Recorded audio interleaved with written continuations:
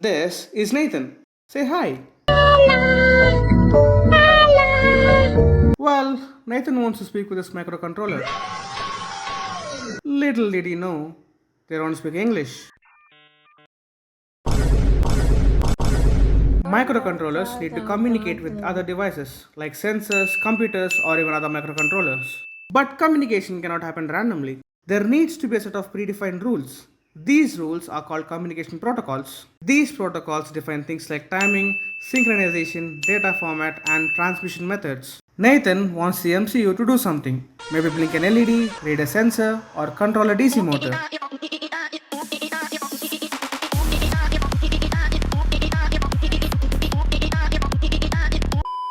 To make that happen, Nathan needs to give instructions to the MCU. These instructions eventually become binary data and get communicated using protocols.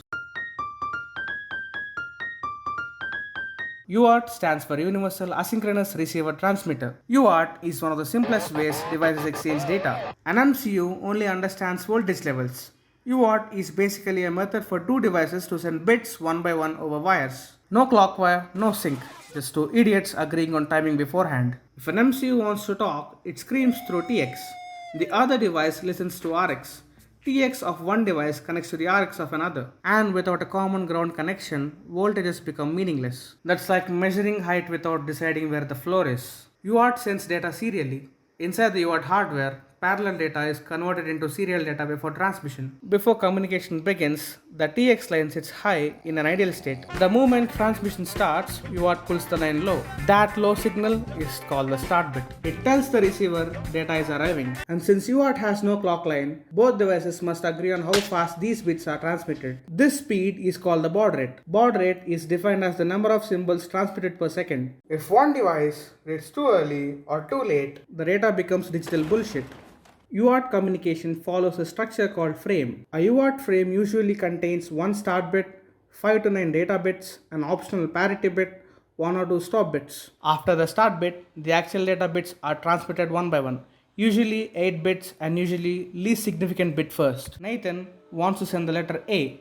The ASCII value of A is 65 and the binary is as shown, and UART transmits it one by one bit by bit. After the data bits, there may be something called a parity bit. Well, it can detect if a bit flipped accidentally during transmission, but it can't fix it. It just points at the problem dramatically.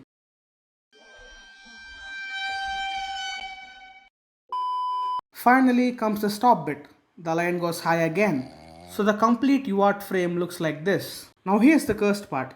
UART is asynchronous. There is no shared clock. The receiver literally measures time by itself and samples each bit at carefully calculated intervals, ideally right in the middle of each bit. This is why timing matters so much. Even tiny clock differences between devices can slowly shift the sampling point. Instead of receiving A, the receiver reads, and that's why UART works best for short distances.